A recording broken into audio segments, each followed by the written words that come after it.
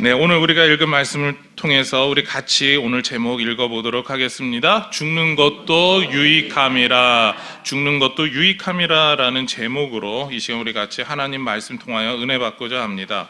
오늘 말씀을 보면요, 우리에게 좀 유명한 말씀이 있습니다.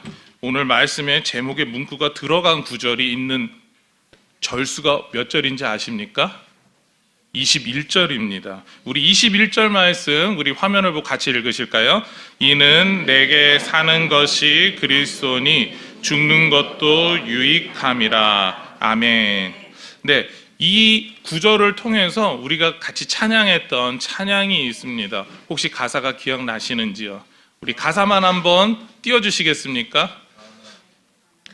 네, 우리가 예전에 장양희 목사님 했던 그러므로 이제 내가 사나 죽으나 그 찬양도 있지만 젊은 세대들까지 다 통합해서 안다고 하면 아마 이 찬양일 겁니다. 내 안에 사느니 예수 그리스도니 나의 죽음도 유익함이라. 나의 왕, 내 노래, 내 생명, 또 내 기쁨, 나의 힘, 나의 검, 내 평화, 나의 주. 내 안에 사느니 예수 그리스도니 나의 죽음도 유익함이라. 아멘. 여러분, 이 찬양의 가사가 많이 동감되십니까? 그리고 우리가 어쩌면 하나님 앞에서 살아가야 되는 그런 삶의 모습, 그리고 조금 더 나아가서 우리 성도가 어떻게 살아가야 하는가에 대해서 참 잘 이야기하고 있는 가사입니다.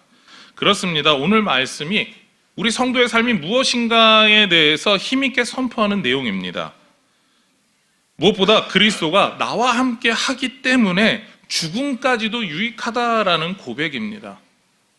여러분 살면서 이 찬양처럼 이 찬양의 가사 전체를 관통하는 빌립보서 1장 21절의 말씀이 여러분의 삶의 고백이 되셨는지요? 그리고 지금도 그 고백이 나의 고백이다라고 당당하게 말씀하실 수 있는지요?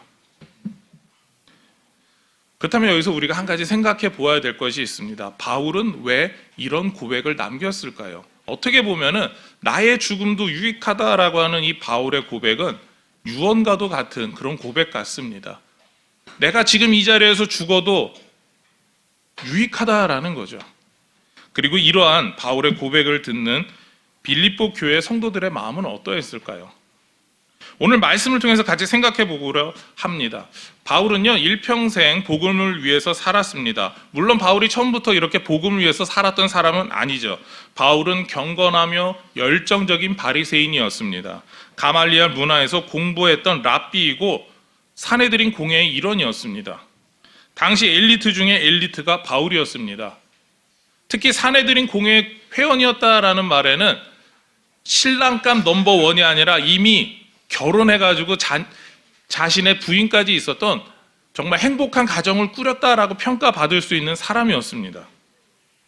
그런데 이런 바울의 모습이 어떠했습니까? 우리가 알고 있는 것처럼 참 행복하고 겸손하고 온유한 사람의 모습만 있는 게 아니라 성도들을 잡아서 공에 넘겨주는 일을 했습니다. 스데반이 순교할 때 스데반을 돌로 치기 위해서 많이 나갔던 사람들의 옷을 지켜줬습니다. 다르게 표현하면 스데반이 죽어도 된다라고 증인 역할을 했던 사람이다라는 거죠. 재판장처럼 그 모든 사람들의 상황을 통제하고 이끌었다는 겁니다. 더 나아가서 믿는 사람들을 잡기 위해서 예루살렘 안에 혹은 유대 땅 안에 있는 사람들뿐만 아니라 먼 이방 땅에 있는 다메섹까지도 잡기 위해서 서류를 챙겨서 쫓아갔던 사람입니다. 물론 그 다메섹으로 가는 길에 예수님을 만나죠. 그리고 예수님을 만나서 바울의 삶은 변합니다. 그 전까지 가지고 있던 열정 그대로 예수를 위해서 살아가게 되죠. 헌신하게 됩니다. 그러한 삶을 바울은 이렇게 표현하는데요. 오늘 말씀 20절 말씀입니다. 우리 화면을 보고 같이 읽겠습니다. 나의 간절한 기대와 소망을 따라 아무 일에든지 부끄러워하지 아니하고 지금도 전과 같이 온전히 담대하여 살든지 죽든지 내 몸에서 그리스도가 존귀하게 되게 하려 하나니. 아멘. 일부러 제가 좀 큰 글씨로 써놓은 글씨가 있었죠. 바로 간절한 기대와 소망입니다. 바울은요, 자신의 삶에서 예수 그리스도를 향하여서 간절한 기대와 소망을 갖고 따랐다라고 고백을 합니다. 그랬기에 부끄러워할 일이 없었다라는 거죠. 바울이 가지고 있었던 간절한 기대와 소망은 예수 그리스도를 증거하는 일과, 그리고 특별히 나는 이방인의 사도로 부름받았기 때문에 이방인들을 위해서 더 열심히 복음 전하는 사도로서 살아가야 한다라고 하는 바로 그러한 기대와 소망이었습니다. 그런데 바울은 이야기하면서 자신이 간절한 기대와 소망 때문에 부끄러워할 일이 없다라고 말하죠. 여기서 부끄러워한다라고 하는 말은요, 창피해한다라고 하는 말이 아닙니다. 우리가 살면서 세상 가운데 조금 귀중한 것이 있다라고 이야기를 하면 명예, 명성이 참 중요하다라는 이야기를 합니다. 바로 그 명예와 명성이 깎이는 일이 부끄럽게 되다라는 말이었습니다. 당시 지중해 지역의 사람들은요, 자신의 목숨보다 명예와 명성을 더 중요하게 여겼습니다. 그런데 우리가 그것이 어색하지 않은 표현인 게 우리나라 조선시대도 그렇지 않았습니까? 명예와 명성을 참 중요하게 여겼습니다. 가문의 명예와 명성이 더 중요했고요. 배불리 먹고 사는 일보다, 가서 돈 버는 일보다 선비답게 살면서 그냥 열심히 학문을 수양하는 게 가장 멋진 삶이다라고, 그렇게 모든 지조를 가지고 살아야 한다라고 하는 게 우리네 정서에 있습니다. 그래서 선비답게 살고 꼿꼿하게 살고 누군가에게 흔들리지 않는 사람을 보면서 저 사람은 지조 있는 선비고 그리고 명예와 명성이 있어라고 다 주변에서 높여주지 않았습니까? 그렇기 때문에 우리는 그게 얼마나 중요한지 좀 이해가 됩니다. 근데 당시 사람들은요, 명예와 명성 때문에 예수 믿는 일을 거부했습니다. 사람들과 교제하는 일이 힘들었습니다. 특히 로마의 정치나 종교를 따르지 않는 모습들이 기독교에 대해서 박해하게 만들었습니다. 황제를 숭배하지 않는구나, 신들을 섬기지 않는구나, 황제에 1년에 한 번씩 가서 그 신 제사하면서 확인서를 가져야 되는데 가지지 않는구나, 저 사람들은 이단이다, 악한 사람들이다, 나쁜 사람들이다, 사회 악이다, 그런 비난과 욕을 들어먹고 남들에게 못 쓸 짓을 당하면서도 자신의 신앙을 지켰습니다. 그리고 더 나아가서 사도 바울 시대 이후에는 카타콤이라고 하는 그 무덤 속에까지 들어가서 자신의 신앙과 절개를 지켰던 사람들이 성도였습니다. 그런 사람들의 모습이었기 때문에 식민지 백성 중 자신들이 지배하는 그런 사람 중에 한 사람, 노예와 같은 그 사람이 창시한 종교, 우리가 그것을 따라야 되는가? 따르면 안 돼. 우리야 명예와 명성이 떨어져라고 하는 게 이들의 결론이었습니다. 그러나 바울은 이 일이 부끄러운 일이 아니다라고 말하고 있죠. 20절 하반절과 21절 말씀은 우리 같이 화면을 보고 읽겠습니다. 지금도 전과 같이 온전히 담대하여 살든지 죽든지 내 몸에서 그리스도가 존귀하게 되게 하려 하나니 이는 내게 사는 것이 그리스도니 죽는 것도 유익함이라. 아멘. 바울은 이렇게 강조하고 있습니다. 어디서 살든지 죽든지라고 하는 그 말 속에 품어있는 뜻은요, 내가 이미 그리스도를 통해서 영생을 가진 사람이다라고 하는 말이 포함되어 있는 뜻입니다.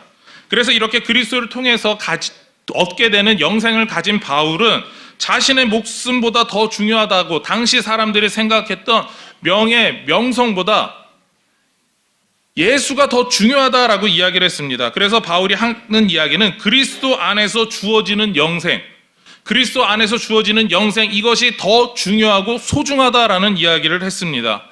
무엇이 더 소중하다고요? 그리스도 안에서 주어지는 영생입니다. 그것이 가장 가치 있는 일이다라고 이야기를 했죠. 그래서 사람들에게 부끄러움을 당하거나 어떻게 보면 사회적으로 사람들에게 창피를 당하여서 자신의 명성이 떨어지든 아니면 실제로 죽게 되더 하더라도 그리스도 안에 이미 있기 때문에 영생이 보장받았기 때문에 자신에게 있어서는 그런 것들이 별거 아니었습니다. 오히려 유익하다라는 거죠. 얼마나 그 일이 가치 있는 거기 때문에 저렇게 목숨까지도 내어놓느냐. 자신은 그것을 증거하는 사람이다라는 이야기를 하고 있는 거죠. 생각해 보시기 바랍니다. 우리의 삶에서, 저와 여러분의 삶에서 그리스도의 영생이 중요하다고 생각하고 인정하고 계십니까?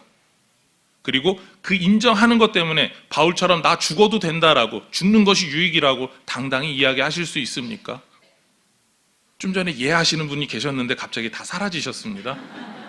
예, 왜 그렇습니까? 우리에게 있어서 바울과 같이 이렇게 신앙 고백하는 거는 쉽지 않은 일입니다. 물론 저에게도 동일하게 물어보신다면 저도 이게 내가 얘기를 했으니까 대답을 해야 될 것 같은데 라는 고민을 하게 될 겁니다. 그렇지만 바울은요, 오늘 우리가 같이 읽었던 그 찬양의 가사처럼 나의 죽음도 유익하다라고 이야기를 합니다. 그렇습니다. 바울의 고백은요, 지금 당장 죽어도 나는 그리스도 때문에 행복합니다라고 이야기를 합니다. 뭐 때문에 행복하다고요? 그리스도 때문에 행복하다라는 이야기를 합니다. 여러분도 예수님 때문에 행복하십니까? 그렇다면 우리의 이 고백이 나는 지금 죽어도 행복합니다라는 말로 바꿔 쓸 수 있어야 됩니다. 이렇게 행복하다고 하면요, 우리가 세상에서 아무런 그 걱정과 근심 없이 살 것이라고 판단할 겁니다. 바울은 걱정과 근심이 없고 오직 기회가 주어질 때마다 복음 전하는 일에 행복하게 전도하는 전도자일 거야 라고 우리는 말하게 되죠. 그런데 바울에게 걱정과 근심이 있었습니다. 자신이 여전히 사도로 이 땅에서 사역하고 있는 자신의 모습 때문이었습니다. 바울은 자신이 그리스도 때문에 행복하니까 더 이상 세상에서 살지 않아도 돼라고 하는 나름 확신이 있었습니다. 심지어 학자들은 이런 이야기도 합니다. 바울이 믿었던 재림관은 임박한 재림관이라고 이야기합니다. 예수님이 금방 오실 거야. 바울이 죽기 전에, 육신의 생명이 다하기 전에 예수님이 다시 이 땅에 오셔서 자신을 천국으로 데려갈 거야 라고 하는 그런 구원관을 갖고 있었다라고 이야기를 합니다. 그러니까 바울은 1년, 2년, 10년, 20년 믿으면서 내가 천국 갈 날이 곧 가까워온다, 주님께서 이 땅에 다시 임하실 날이 가까워온다라고 하면서 행복해하면서 살았던 사람입니다. 그런데 바울이 복음을 전한 지 20년이 흘렀습니다. 여전히 주님은 오시지 않고 있었죠. 자신은 행복하다라고 복음을 전하면서 살고 있었습니다. 하나님 나라에 간다는 소망이 있었죠. 그런데 언제 갈지, 언제 나는 간다라고 하는 그런 애매한 시간 때문에 그냥 삶이 그냥 난 세상에서 행복한데 뭔가 조금 문제가 있는 것 같아 라는 그런 모습을 항상 가지고 있었습니다. 그리고 바울은 삶에 조금 더 이런 고민이 있었습니다. 자신은 행복한데 주변 사람들의 모습을 보았을 때 그러지 않았기 때문이죠. 23절에 자신의 속마음을 이렇게까지 표현하고 있습니다. 우리 화면을 보고 같이 읽겠습니다. 내가 그 둘 사이에 끼었으니 차라리 세상을 떠나서 그리스도와 함께 있는 것이 훨씬 더 좋으니라. 그렇게 하고 싶으나. 아멘. 바울이 이야기를 하죠. 그렇게 하고 싶으나. 내가 세상에서 사는 삶과 천국의 삶, 이 중간에 끼었는데 어서 빨리 이 세상에서 사는 삶을 청산하고 천국에 가야 하는데 그게 내 간절한 소망이기는 하지만 그런데 내가 지금 갈 수가 없다라는 이야기를 합니다. 왜 바울은 자신이 지금 갈 수가 없다라고 결론을 내렸을까요? 세상에서 자신 나름대로 갖춰놓은 명예와 명성 때문일까요? 아니면은 자신이 여전히 복음을 전해야 되는 친척들이 있기 때문일까요? 아니면 성경에서 종종 나오지만 저 스페인 지역까지 가서 복음을 전하려고 하는 자신의 소원이 아직 성취가 되지 않아서일까요? 바울이 이렇게 자신의 속마음을 드러내면서까지 빌립보 교회 성도들에게 한 이야기가 있습니다. 24절 말씀인데요. 우리 같이 읽겠습니다. 내가 육신으로 있는 것이 너희를 위하여 더 유익하리라. 아멘. 너희하고 제가 색깔 글씨로 써놨죠. 너희 바로 빌립보 교회입니다. 바울은요, 지금 죽어서 천국 가는 게 더 유익하다라고 하는 사람입니다. 그렇지만 그것이 유익한 것보다 더 유익한 게 있는데 내가 살아서 너희와 함께 하는 것, 빌립보 교회 성도들과 함께 하는 것이 빌립보 교회 성도들에게 더 유익하기 때문에 나는 살아있다. 그 판단은 누가 했을까요? 바울이 했을까요? 네, 맞아요. 하나님이 하신 겁니다. 바울이 판단하기에 자신은 지금 죽으면 돼요. 지금 죽으면 행복한 거예요. 실제로 재판을 받아서 자신이 로마 사람들에 의해서 죽는다면 자신은 그것만으로 행복한 겁니다. 순교를 기쁘게 맞아들일 수 있다라고 말하는 거예요. 그러나 자신은 그것뿐이지만 빌립보 교회 성도들을 위해선 자신이 이 재판을 잘 끝내고 석방되어서 그들과 만나며 신앙적 권면을 하는 게 더 유익하다라는 이야기를 반복해서 강조하고 있습니다.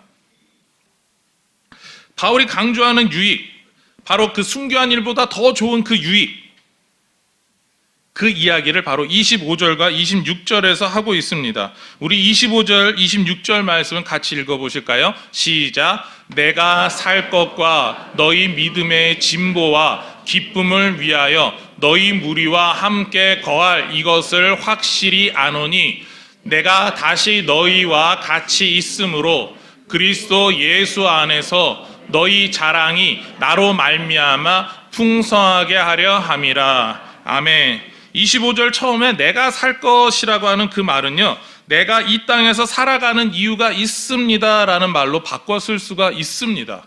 내가 이 땅에서 살아가는 이유, 하나님께서 내가 이 땅에서 살아가게 해야 하는 그 이유가 있습니다.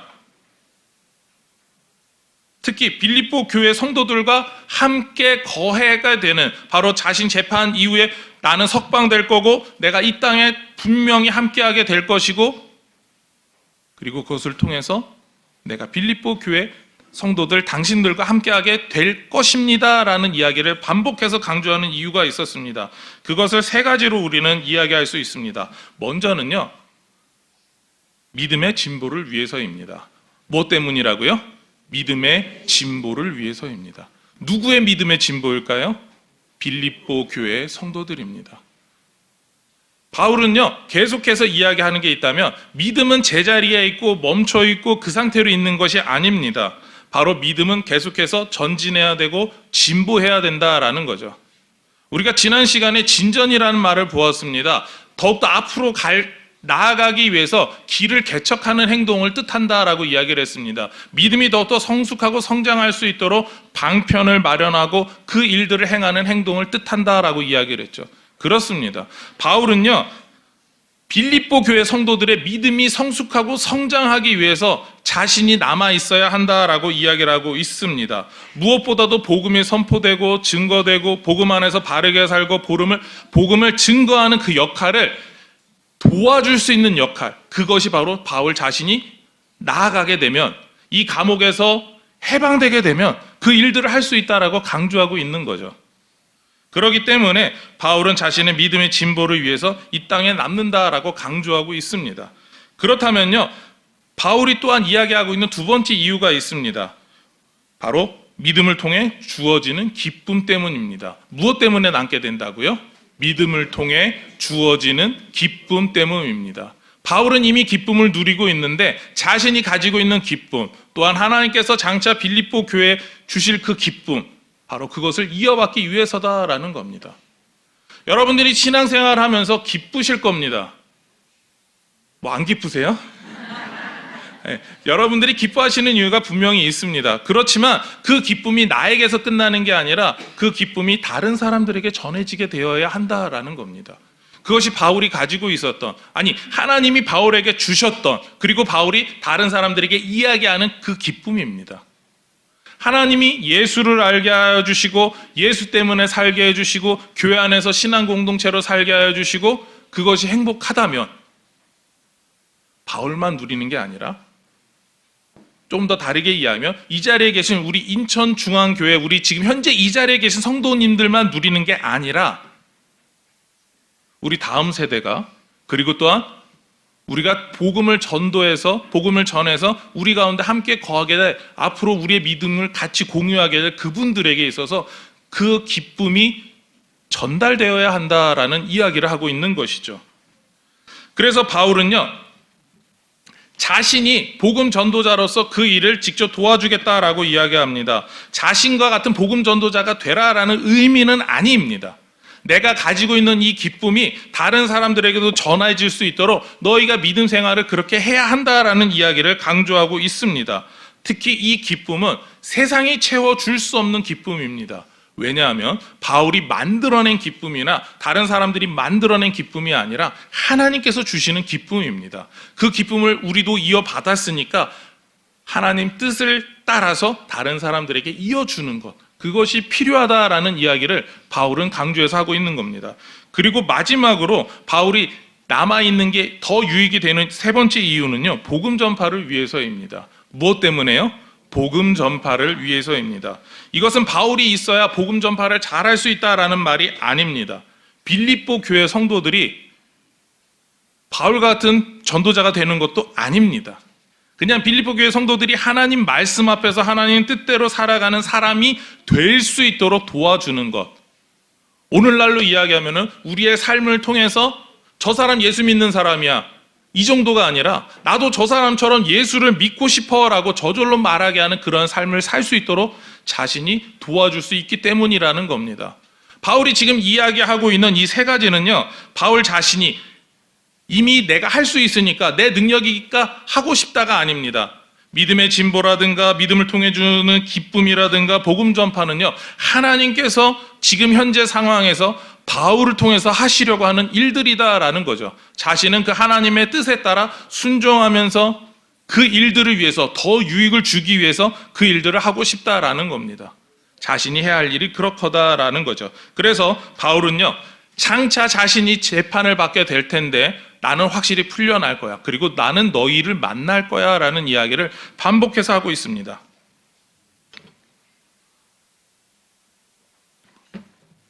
이제 오늘 말씀을 정리하려고 합니다.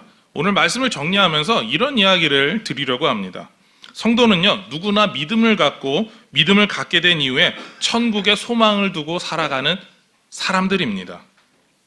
성도가 누리는 공통적인 기쁨이 있죠.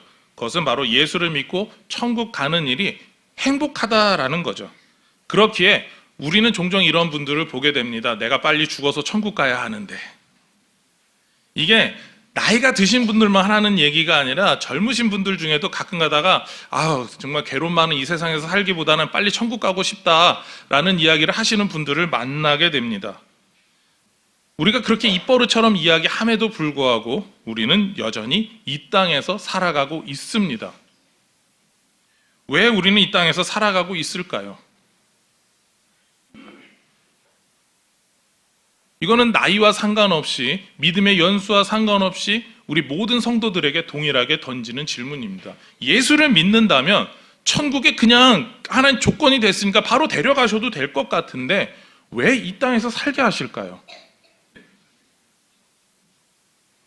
우리가 새벽마다 민수기를 보고 있습니다. 민수기를 보면서 광야 40년 동안 하나님께서 이스라엘 백성들을 연단시켜서 하나님 말씀에 순종하게 하는 모습을 봅니다. 우리는 거기서 하나 배울 수가 있죠. 우리가 이 땅에서 살아가는 이유가 하나님 말씀에 순종하는 사람이 되게 하기 위해서구나. 아까 우리 가브리엘 찬양대에서 그 찬양대에서도 나왔었죠. 하나님께 순종하면서 이스라엘 백성이 나아갔어요라고 하는 게 어쩌면 그 결론일 겁니다. 그리고 또한 우리가 욥의 고난을 당했던 것처럼 하나님께서 보다 더 하나님과 가까워지게 하고 하나님을 이해하기 위해서 이 땅에서 살아가게 하시는구나. 우리는 그렇게 짐작해 볼 수도 있습니다. 그리고 또한 우리가 이 땅에서 살아가면서 하나님이 이것까지도 우리에게 해주시는구나. 하나님의 은혜다. 우리 매일매일의 삶에서 하나님이 베풀어 주신 그 은혜를 우리가 이렇게 누리고 있었구나를 깨닫게 해주시는 삶이었습니다. 우리가 특히 지난 그 코로나로 인해서 얼마나 그것을 느꼈습니까? 주일에 와서 예배하고 평일에 나와서 당연히 교회에 봉사하고 하는 게 당연했던 일이지만 그것을 못하게 되었을 때 우리가 교회에 와서 함께 정말 예배하는 그 기쁨이 얼마나 크다라고 하는 것을 발견했었습니다. 그런데 그 몇 년 지나지 않아서 어떻습니까? 우리가 하나님 앞에서 신앙생활 하면서 믿음 가지고 순종하는 삶이 얼마나 기쁜 일인가에 대해서 또 다시 잊어버리고 있지는 않습니까? 그리고 무엇보다도 우리를 통해서 우리 주님께서 우리가 복음을 전하기를 원하십니다. 그래서 이 땅에서 이렇게 살아가는 우리의 삶의 모습을 한마디로 이렇게 정리할 수 있습니다. 우리의 삶을 통해서 하나님께 영광 돌리기 위해서다라는 거죠. 무엇을 위해서요? 하나님께 영광 돌리기 위해서입니다. 우리 화면을 보고 다시 한번 읽어보실까요? 우리의 삶을 통해 하나님께 영광 돌리기 위해서. 우리가 예수를 믿었음에도 불구하고 바로 천국으로 안 데려가시고 이 땅에서 여전히 살게 하시는 이유가 여기에 있습니다. 저와 여러분의 삶을 통하여서 하나님께 영광 돌리기 위해서다라는 거죠. 하나님의 목적이 거기에 있다면 우리는 어떻게 됩니까? 어떻게 순종해야 됩니까? 똑같이 우리의 삶을 통하여서 여러분들이 일상에 쓰는 말과 표현과 모습을 통하여서 하나님의 영광이 드러나야 합니다. 이것이 우리 성도가 살아가야 되는 가장 기초적이고 기본적인 모습이라는 거죠. 이게 성도가 천국 가기 직전에 이루어지는 모습이 아니다라는 겁니다.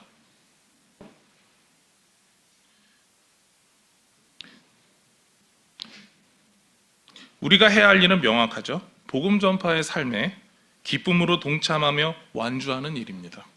바울과 같이 지금 당장 천국에 가고 싶은 마음과 욕심이 있더라도 주님께서 여전히 우리를 통해서 이 땅 가운데 하나님의 영광을 위해서 복음을 드러내는 일을 원하시기 때문입니다. 그렇다면 우리는 그 말씀에 순종하며 주님의 뜻대로 하나님께 감사하며 살아가는 겁니다. 그래서 바울과 같이 죽는 것도 유익하다라고 하는 고백이 저와 여러분의 고백이 되기를 소망하며 축원합니다. 그렇게 해서 우리의 삶에서 날마다 예수 그리스도를 전하는 복음 가운데 살아가는 저와 여러분의 삶이 되기를 축원합니다.